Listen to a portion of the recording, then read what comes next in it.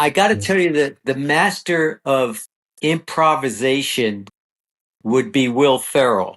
Uh, Oh yeah. I did. I was the stunt coordinator and second unit director on Anchorman, and McKay, who was the director, would show back then. This was when we were still using film and not digital. But he would show up with 1,000 foot mag and shoot the script, and then he wouldn't cut. He'd just let Will go. And most of the stuff Will came up with was funnier than what was in the script. And the hardest part was for the crew to to be quiet and not break out laughing while Will was working.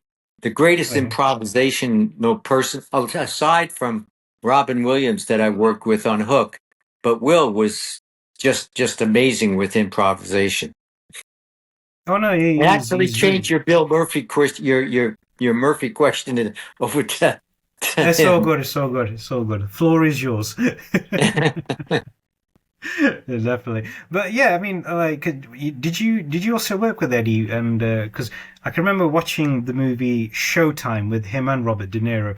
To me, that was an absolute great combination because you could tell in a way when they're acting, them two are not acting; they're just being themselves. Robert De Niro is very serious. Eddie Murphy's still the comedic joker, but I do mean that complimentary. And you could tell Robert De Niro is always like. Yeah, no, I'm serious here. Do not. And Eddie Murphy's always smiling, giggling, and everything. And I could, but yeah, you worked with him on that one as well, didn't you? Showtime. Yeah, I did. I did a lot of car work on Showtime for Jack Gill. Um, yeah, the interesting thing about Bob is a lot of times I'll show up in pre-production. The directors are um, humbled by and extremely happy that they have this legendary actor to work with, and yeah, the respect that Eddie gave him on that particular show, I think reflects all the actors and directors that get the opportunity to work with him. You know, to them, it's the Yeah. biggest score of their life to have his name on a movie. Oh, definitely. Yeah, I can agree. I can It imagine that works out good happening. for And me because when I show up on the first day, I'm just the stunt guy. Do you see? But when yeah, Bob walks on the set and then he gives me a big hug and a kiss on the cheek, it's like, okay, Rick, whatever you want on the movie is yours. So it helps me out a lot. definitely. Going back to Robert De Niro, I know I've mentioned him a few times, and analyze this and analyze that movies were absolutely fantastic as well, and especially analyze that where he's dealing with the Australian actor, and he goes, "All right, mate," and he's like, "You're British?" "No, no, I'm Australian." And he goes, "There's a lot of paisans down under," and De Niro's character was always like, "Down under what?" It's just amazing. It's just a classic line. So when somebody says that, I live down under, like down under what? You can't. It's kind of worked yourself into my lexicon. I have to admit to that, Rick. And going back into movie directing, because obviously you've worked with Jeff Speakman twice on Deadly Takeover. Well, in England it's called Deadly Takeover, but in America it's called Deadly Outbreak. You worked with him on The Expert. I have to admit, between the two of them, I was a more fan of Deadly Takeover. It was great seeing there was more martial arts in there as well. And Well, yeah, yeah, what happened with that is the expert I ended up directing because the director had a nervous breakdown halfway through it and quit. I'm I sorry to hear that. the Yeah, I was sorry to hear it too, because I had my stunt guys there, and I was just going to be the second unit director and stunt coordinator. Yeah, And one night, the director just was reading comic books, and they couldn't get his attention. And the producers called a rap, and they came to my room that night, a Friday night, and said, "We'd like you to take over and direct a movie." I went, I can't do that. I didn't cast any of these people. I didn't pay attention that much to the personalities in the script and I can't do that. Why don't you guys shut down for a week and hire a director and we'll come back? And they said, Rick, this is our personal money. They made all their money from low budget movies and we can't afford to shut down. So can you take over and direct? So I had my my stunt guys, one of them took over as stunt coordinator, and I've finished directing that movie. And then when Jeff came up to do this movie in Israel called Deadly Outbreak, originally it was called Takeover, but that name was taken. So Jeff, in his meetings with the producers, said, "There's so much action in here. Rick's going to end up shooting it. Why don't you just let him direct a movie?" Yeah. So they said, "Okay." And it was the first movie that company had ever done with a Directors Guild of America director. Because I got in trouble for directing the other movie that was non-union. Yeah. So that movie made money for the producers. They were real happy. They paid the fine. But I said, I can't do this other movie without it being DGA, guys. So yeah, we had a little bit bigger budget, and yeah, I'm proud of the work we did. It was harder to do in Israel because I had to work with a lot of people I haven't worked with before, but I'm proud of the movie. I think Jeff's proud of the movie. He did a really great job. Definitely, it was definitely one of my. I think out of all his movies, it was definitely my second favorite. Obviously, Perfect Weapon's always going to be my favorite movie. We couldn't stop talking about it, and yeah, I say I feel quite sorry for him because I had the feeling. Well, so I'm sure a lot of people, a lot of fans of Jeff Speakman, had the realization that he would have made it huge. He would have been. I think personally, he would have been a lot bigger than other martial artist actors who were coming out at the time. And because again, he brought something different, he brought something unique that no one had ever seen before, and he could act. He wasn't, as he said in the interview, he's not a martial artist trying to act. He's an actor who knows martial arts as well. But he was an actor first because he had studied it carefully for 5 years before he went out on auditions. Well, I'm sure Jeff probably in his interview talked to you about what happened with him with Paramount Pictures. He Yeah, he got did. screwed. Yeah, He got screwed big time. And yes, he would have been with a five-picture deal, I think it was, if I remember yeah. right. Maybe he would have been a huge, huge martial arts star. The guy was really good looking, had a great physique, stayed in Oh, he shape, did. was Yeah. was true to his heart. Art and Kempo was very popular in Perfect Weapon, and yeah, yeah. I think he was up for Speed. Yeah, Um, he was. Yeah, I remember yeah, watching an interview he did. He said they were going to do his Speed, but with Jeff Speakman, obviously involve Kempo in there. Now, as much as I love Keanu Reeves, and who doesn't love Keanu Reeves at the end of the day, and as much as that movie was fantastic, but it would have been so interesting to see Speed mixed with Kempo. That would have been such an interesting take to see on that. Like, how are you going to take on a police officer who knows full on martial arts? I mean, even though Keanu Reeves did an absolute fantastic job in the movie, and the movie was one of the best action flicks of the 90s. But seriously, Jeff Speakman, I believe personally, would have elevated his status. Just like when I asked him, whenever you hear the song "I Have the Power" by Snap, how much do you hate hearing that song now? And then whenever, because I was going to play it for him, and I said, no, can't do that now. He probably might shut up. Because I don't want to do the interview. Go away.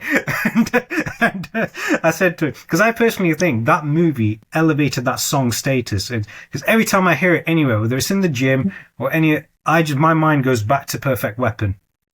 yeah, yeah. He would have had a fantastic career. On the other hand, he has made the changes in life. He beat cancer, and He did. God bless him. And he has developed Kempo 5.0 into something that Mr. Parker would have treasured. Uh, the man has done wonderful things with the style. He's got a great following. And so, maybe that was what is God's wish for him on earth, not to be a big movie star, but to, you know, carry on the tradition of, I always call him Mr. Parker, but he really liked to be called Ed. Uh, and, But and I it's always, I always always, I hard for always stick, me. yeah.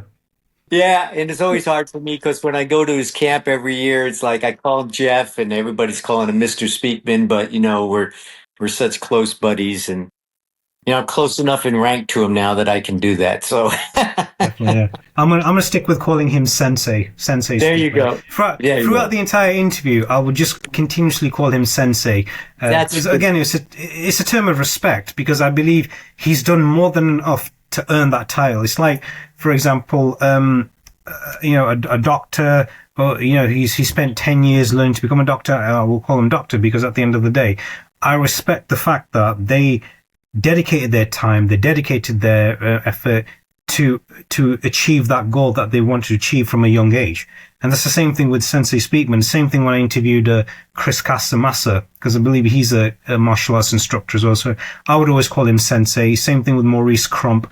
I would always address him as Sensei throughout the entire the interview because, again, it's a show of respect. And like when I was calling you for the first time, Mr. Avery, and I was like, no, may I call you Rick? Again, I would ask you that out of respect before I would go ahead and say, Sure. all right, Rick, Sure. how you doing, mate?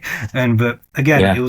I'd have to ask you for respect first. So Yeah, no, I understand that completely. And I tell you, if you ever have the opportunity to go to Jeff's camp in Las Vegas, if you want to see him at his best and what he's been doing with this art, it's the most amazing, amazing camp that he has every July in Las Vegas. It's just amazing. definitely will have it. Definitely will look into that and everything because I can remember when we did our interview.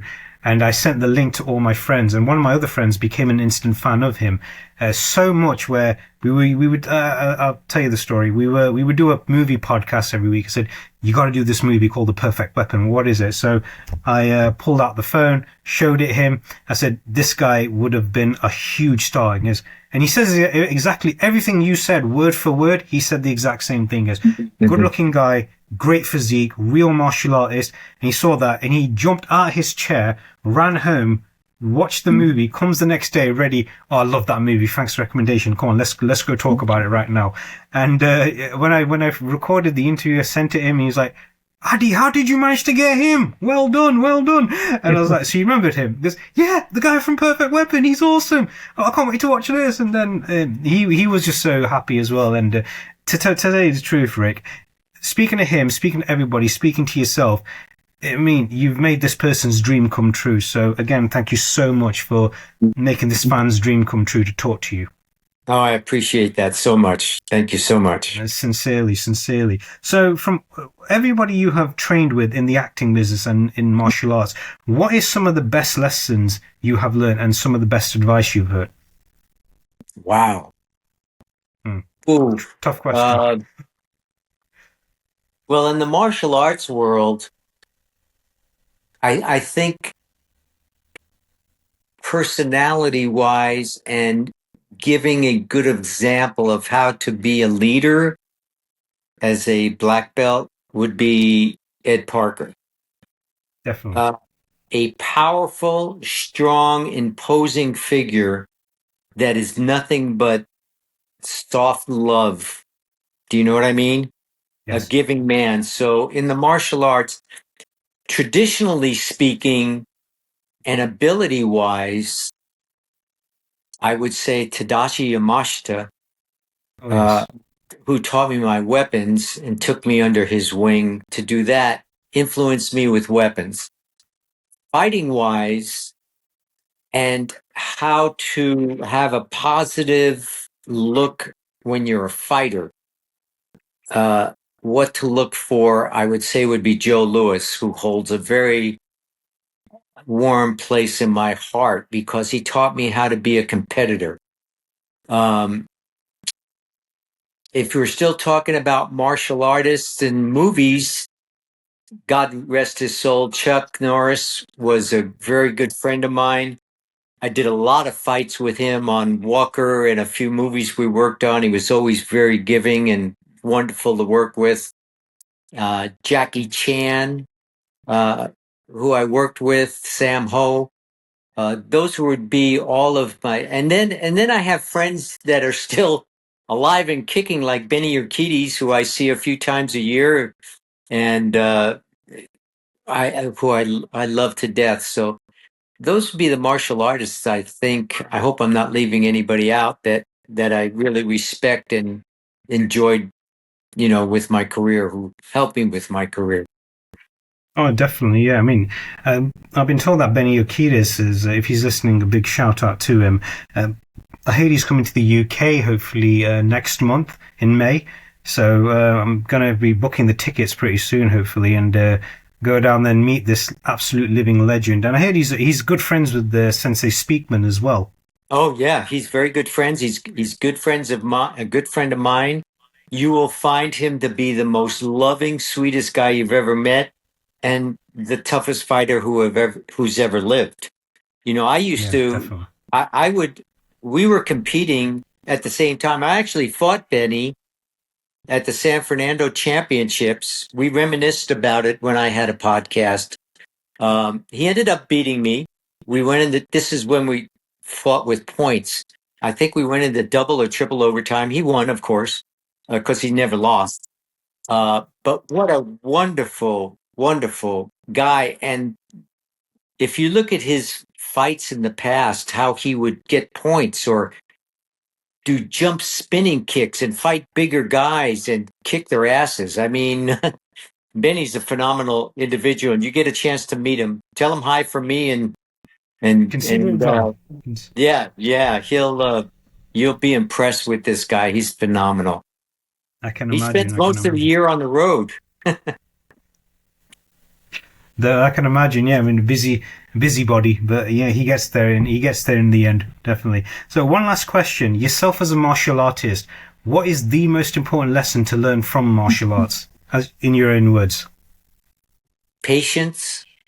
Uh, when people would come in and bring their children in to study with me, uh, I would throw those words out. There is no day like Thursdays we teach patience, Fridays we teach self confidence, Saturdays we teach you how to fight, walk away from a fight. The journey that you take to become a black belt somehow teaches you those qualities. You don't learn them on a particular day or from learning a particular thing. But having to climb the mountain to become a black belt teaches you all of those qualities, self-confidence and patience and humility.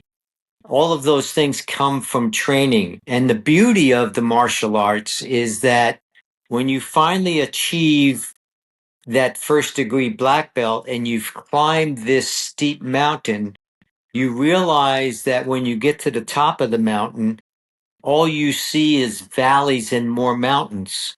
So your black belt is a license to then begin to learn. I don't know anybody who's put on a new crisp black belt that felt that they earned it. You feel like a humbleness, like you try to tighten it but won't tighten. It's loose. You still try to tighten it so crisp it won't tighten. And then you realize that you're looking out at all these valleys, and now you have to climb down the mountain to start learning more and to climb another mountain to get to second degree and then another valley. So I don't know if I answered your question correctly, but That is perfect. that's that's I think what you get from the martial arts.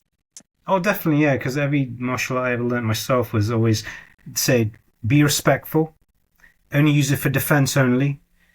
If the time has to get to become aggressive to defend your life, defend your loved ones, you have to become aggressive and throw the niceness out the window. It's like the great quote Patrick Swayze says in Roadhouse: "I want you to be nice until it's time not to be nice." I can remember William Christopher Ford, Sensei William Ford, when he came on the show, he said the same thing. I was like, ironic thing is, when he said that quote, I was actually watching Roadhouse 2 nights before I did the interview with him, and he quotes the movie.